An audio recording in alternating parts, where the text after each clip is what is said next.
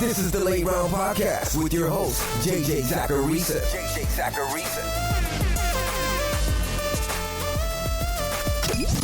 What's up, everyone? It's JJ Zachariason, and this is episode 711 of the Late Round Fantasy Football Podcast, sponsored by FanDuel. Thanks for tuning in. Last week's sleeper show was okay. Not great, but not horrific. On the plus side, I talked up Rachaad White, and while Isaiah Pacheco didn't blow up, he had a decent enough game. Donovan Peoples-Jones had 5 catches for 99 yards. Zay Jones had 8 for 68. DeAndre Carter was PPR wide receiver 17 on the week. Foster Moreau found the end zone, and the defensive picks, they were good too. On the opposite side of things, the quarterback streamers did not do anything special. Michael Gallup continued to be replacement level. Wan'Dale Robinson did nothing, and Khalif Raymond had just 3 catches for 47 yards. Could have been worse, could have been better. We're on to week 11. Before getting into the sleepers this week, I want to remind you that Twisted Tea and FanDuel have joined forces to bring you a one-of-a-kind contest series that gives you a chance to compete for your share of thousands of dollars in site credit. Introducing Twisted Tea's College Football Picks, a sports betting-focused contest series that's entirely free to play. The contest is simple. Each college football game will be assigned money line, spread, and total markets with assigned points to each market. All you have to do is make 6 selections based on those 3 markets and earn points for each correct selection you made. If at the end of the day your score ranks among the best in the contest, you'll be eligible for your share of site credit. Head over to FanDuel.com/TwistedTeaPicks and make your picks. And remember, please drink responsibly. Let's kick things off with players who are rostered in 10 to 50% of Yahoo leagues, and let's go with the only reasonable quarterback streamer this week, and that's Marcus Mariota. It's a really rough week for quarterback streaming. Mariota stands out as the best option, though. We know the rushing juice is there for Mariota. He's averaged over 6 rush attempts per game this year. That's resulted in almost 35 rushing yards per game. That's nearly a passing touchdown worth of points for fantasy purposes. He gets a Bears team that's top 5 in rushing yards allowed per game, but they've also been the 14th best matchup for opposing quarterbacks in adjusted fantasy points allowed. I think there is a chance that the Falcons just run it down the Bears' throats with their running backs. But this game has one of the best over-unders on the slate, and the Falcons have a top 5 implied team total. So there could be chances for some of those rushing touchdowns to be passing ones. Now let's talk about the Chiefs' backfield. I like Isaiah Pacheco more than Jerick McKinnon this week, given this matchup against the Chargers. It's a team that's been even worse against the run this year than the Bears. The Chargers are the 3rd best matchup in adjusted fantasy points allowed to running backs, and Pacheco's been serving as the primary early down guy in that offense. This past week, he not only hit a season high in snap share, but he saw 89% of Kansas City's running back rushes. You can go to McKinnon if you want to, though, as well, at least in PPR formats. McKinnon has back-to-back RB2 performances in those formats thanks to an 18% target share per game over his last 2. If this game doesn't go as planned, McKinnon's going to be on the field more than he was last week, more than likely. So both Chiefs backs do work this week if you're in a tough spot. And I'm going to go back to Jaylen Warren here as well. He needs to be rostered in more leagues. He's hit a 7.5% and an 11.5% target share over his last 2 games. And he ran just 2 fewer routes than Najee Harris last week. And his running back rush share has increased during this time too. And now Najee Harris is dealing with knee soreness. Now it's not the best matchup in the world against Cincinnati, but things keep looking better and better for Warren, who's been the more effective running back this season in the Steelers' backfield. DeAndre Carter definitely deserves another look this week as well. At the time of this recording, I don't know if Keenan Allen or Mike Williams will go this week. Obviously, if both of them do, you probably can't play DeAndre Carter. But Carter's had back-to-back top 30 wide receiver performances while averaging about a 13% target share per game in the Chargers offense. Their opponent this week is Kansas City. The Chiefs have given up the 5th most adjusted points to wide receivers this year. We could see a pass-heavier script from the Chargers, and that's going to benefit their pass catchers.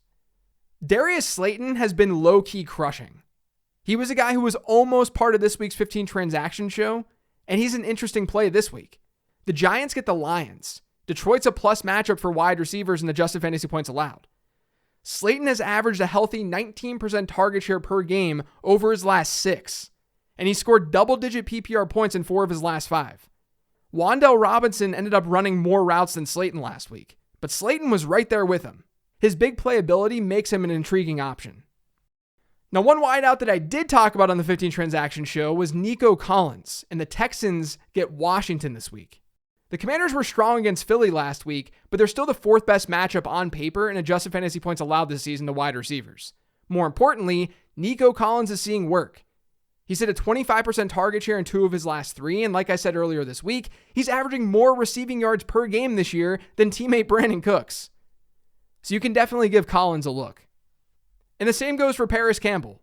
There's naturally going to be overlap between this sleeper show and the 15 transaction show. But Campbell is still rostered in fewer than 50% of Yahoo leagues, despite finishing as a wide receiver 1 in each of Matt Ryan's last 3 starts for the Colts. Campbell's individual matchup this week is also arguably the best among Colts wideouts. The Eagles have been great against wide receivers this year, there's no doubt. They rank 5th best in adjusted fantasy points allowed to the wide receiver position. But they do rank 12th in percentage of targets allowed to the slot. And according to PFF, Campbell's played 79% of his snaps from the slot this season. So even though this looks like a bad matchup on paper, and it's not a good one per se, it's at least one that could see volume, especially if the Colts get into a negative game script. Jarvis Landry is another slot guy who was featured on the 15 transaction show, and he works more as like a desperate play this week. The Rams have been a little bit better than the Eagles in the slot this year, but Landry's coming off a return to action where he saw almost 22% of New Orleans targets. So on volume alone, he may be able to come through for you. I don't like him nearly as much as someone like Paris Campbell or even Nico Collins this week, though. And then lastly in this tier, a couple of tight ends, one boring one and one fun one. The boring one is Foster Moreau. I talked about him in the 15 transactions episode earlier this week. He's basically playing the Darren Waller role. He's just not as good. But he's seen a strong 17% target share over his last 4. And the Broncos, who the Raiders are facing this week, they're a plus matchup for tight ends in adjusted fantasy points allowed. And then don't forget about Isaiah Likely. The Ravens are out of their bye, and Mark Andrews, he's still not practicing, at the time of this recording at least. Likely and the Ravens face an average tight end matchup in the Panthers. But the last time we saw Baltimore, Likely had almost 24% of their targets. He only caught 1 of his 5, but it was also a tough tight end matchup. If Andrews doesn't go, Likely is a very good play this week.